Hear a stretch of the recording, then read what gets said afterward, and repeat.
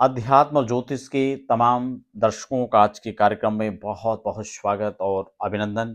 आज हम बात करेंगे 2026 के समस्त विवाह मुहूर्त को लेकर, जो जनवरी से लेकर और दिसंबर पर्यंत सभी तिथियों पर चर्चा रहेगी। साथ ही साथ ये त्रिबल शुद्धि मुहूर्त है। इसमें 3 बलों को देखा जाता है। ये त्रिबल शुद्धि मुहूर्त कैसे निकलता है, इसको भी संक्षिप्त में हम लोग समझेंगे और प्रत्येक तारीख हम लोग यहाँ पर आपको बताने वाले हैं, दोनों की राशि के हिसाब से, वर और कन्या के। तो नए दर्शक हैं तो निवेदन रहेगा, फटाफट चैनल को सब्सक्राइब कर लीजिए, बेल आइकन प्रेस कर लीजिए ताकि आने वाले समय में भी आपको अपडेट्स मिलती रहेंगी, चाहे वो ज्योतिष की हों, वास्तु की हों या तमाम सभी मुहूर्त की हों। देखिए, यहाँ पर जब भी कोई मुहूर्त होता है, मुहूर्त एक पर्टिकुलर एक टाइम को कहते हैं, जो कि लगभग 2 घड़ी का होता है, या फिर विवाह के परिप्रेक्ष्य में एक पूरे लगन के हिसाब से हम देखते हैं, जिसको कि लगभग 2 से ढाई घंटे का मैक्सिमम वो समय हो सकता है। तो इसी समय के बीच हमें वो काम करना होता है। ठीक इसी प्रकार से हम विवाह के लिए भी मुहूर्त निकालते हैं। ये मुहूर्त आम तौर पर ये नहीं कि अगर मान लो उदाहरण के तौर पर 1 जनवरी को मुहूर्त है तो सबके लिए होगा, ऐसा बिल्कुल नहीं है। वो मुहूर्त दोनों की वर और कन्या की राशि के अनुसार निकाला जाता है। जबकि कोई स्वतंत्र मुहूर्त है, मान लो गृह प्रवेश है तो जो उसके ऑनर हैं उनके नाम से निकलेगा। वाहन खरीदने हैं तो जो उसके जो खरीद रहा है वो अपनी राशि के हिसाब से देखेगा। लेकिन विवाह के मुहूर्त के परिप्रेक्ष्य में क्या होता है कि दोनों के वर और कन्या के हिसाब से, दोनों की राशि के हिसाब से निकालना होता है। इसमें भी कई बार अलग-अलग चीज़ें हैं कि जो मुहूर्त है वो कौन-सी राशि से निकालें, जन्म राशि से या नाम राशि से।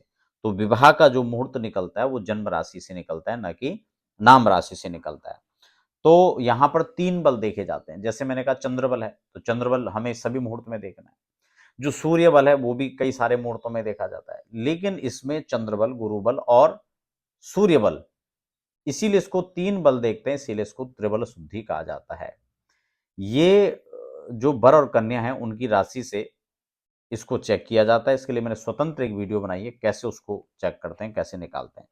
फिलहाल तो मैं आपको यहाँ पर जो तिथियां दी गई हैं जनवरी से दिसंबर तक, उसको बता देता हूँ। जनवरी में पंचांग ने कोई मुहूर्त नहीं दिया है। क्यों? क्योंकि जनवरी के अंदर शुक्रास्त की प्रस्तुति बनी रहेगी और वैसे भी 14 जनवरी से पहले तो खरमास भी रहता है, तो इसलिए जनवरी में मुहूर्त नहीं है।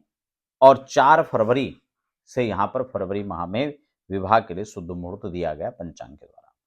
तो उसमें नोट कर लीजिए, 4 फरवरी, उसके बाद 5 फरवरी, उसके बाद 10 फरवरी, फिर 20 फरवरी और फिर 21 फरवरी, 24 फरवरी, 25 फरवरी और फिर 26 फरवरी। यानी फरवरी माह के अंदर देखें तो बहुत सारे मुहूर्त आपको प्राप्त हो रहे हैं।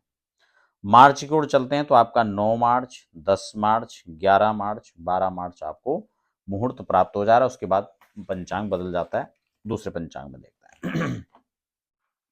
फिर यहाँ पर सीधा अप्रैल में मुहूर्त दिया गया है, जो कि आपका 20 अप्रैल, 21 अप्रैल, फिर 25 अप्रैल, 26, 29 और 30 अप्रैल को विवाह के लिए शुद्ध मुहूर्त दिया गया है। अप्रैल के बाद मई में चले जाते हैं तो आपका 5 मई, 6 मई, 7 मई, 8 मई, 9 मई, 10 मई, फिर 10 मई, 10 मई तक यहाँ पर मुहूर्त दिया गया मई के महीने। बात जून की कर लेते हैं तो आपका जून में 19 जून, 20 जून, 22 जून, 23 जून, 24 जून, 24 के बाद 26 जून, फिर 27 जून और फिर 29 जून यहाँ पर मुहूर्त दिया गया है विवाह के लिए, शुद्ध मुहूर्त जो है। तत्पश्चात यहाँ पर जुलाई में चलते हैं तो जुलाई में 1, 3, फिर 6 जुलाई, फिर 7 जुलाई, फिर 8 जुलाई, फिर 9 जुलाई और फिर 11 जुलाई को यहाँ पर मुहूर्त दिया गया है विवाह के लिए। उसके बाद अगस्त, सितंबर और अक्टूबर में मुहूर्त नहीं दिया गया पंचांग के द्वारा। नवंबर में 21 नवंबर, 22 नवंबर, 25 नवंबर, 26 नवंबर यहाँ पर मुहूर्त दिया गया है। जबकि दिसंबर माह में 2 दिसंबर, 3 दिसंबर, 4 दिसंबर, 11 दिसंबर और 12 दिसंबर को यहाँ पर 2026 के अंदर मुहूर्त दिया गया है।